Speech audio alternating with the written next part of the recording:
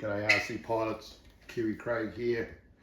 Big thanks to Adam and the team at Banggood for sending through the latest Eachine E200PRO heli. This is based on the naval version of the SH60 Seahawk. Fair to say I've had a great time flying the original UH60 Blackhawk and then the later HH60 Jayhawk versions of this chopper. The new Pro version's got a lot of extra functions added, included the auto invert hover function, and they've done a lot of fine tuning on the GPS return to home and everything else, which will be subject to future videos. So this video will just focus on unboxing, getting a quick look at the heli, then we'll have a quick visual comparison to the HH60 and the UH60 original.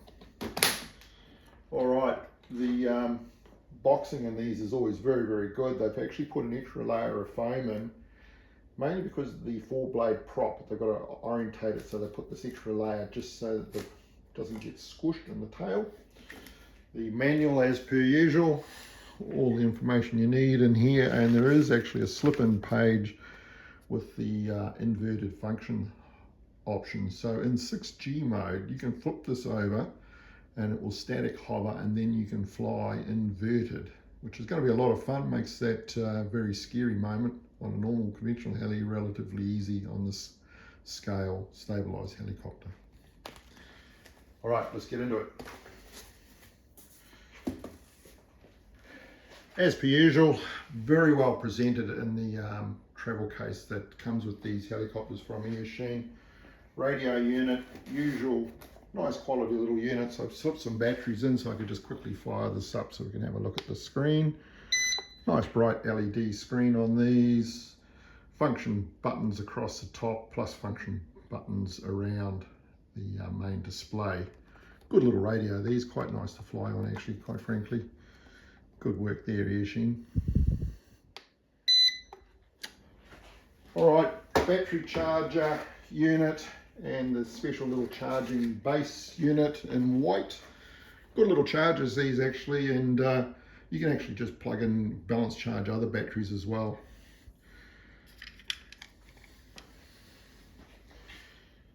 Okay, a couple of battery units. These are the slip-in batteries with on-off button.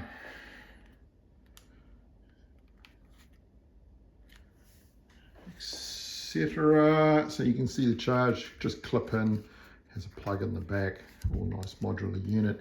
It's just a standard LiPo inside, so if you ever had to do a change, you could hunt out a LiPo and swap it out if you so wanted.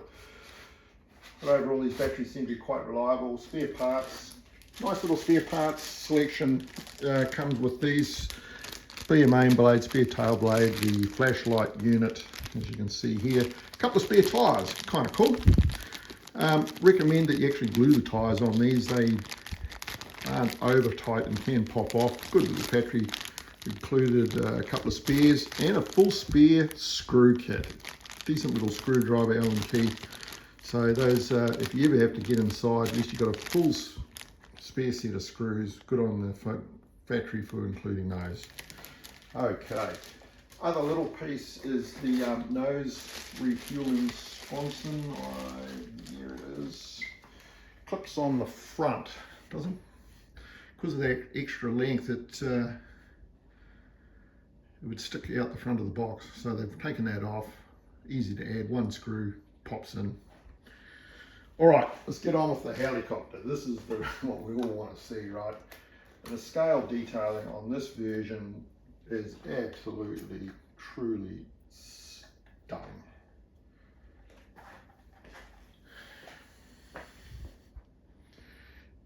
Eachine have done a fantastic job with all the extra scale details on this heli. Minigun, missile pod, laser guided bomb unit and missile pod, LEDs on the apps of the sponson winglet. Translucent glass that lights up when you put the battery in, etc. Sliding doors, so you can slide open, closed, etc. The decaling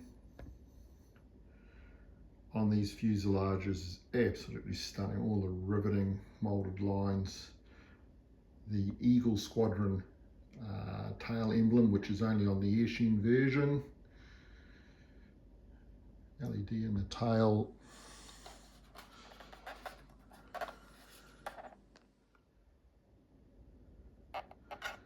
Getting the idea. Fantastic detailing on these helicopters. Really good rotor head on these. They fly really nicely. You can fly them quite aggressively. If you say want, we'll just cruise around on stabilised mode, dead easy. Battery slips in the bottom, has a multi-pin plug in the back, and the big brushless main motor in the base here. Alright, I'll just quickly slip one of these batteries in, fire up the LEDs.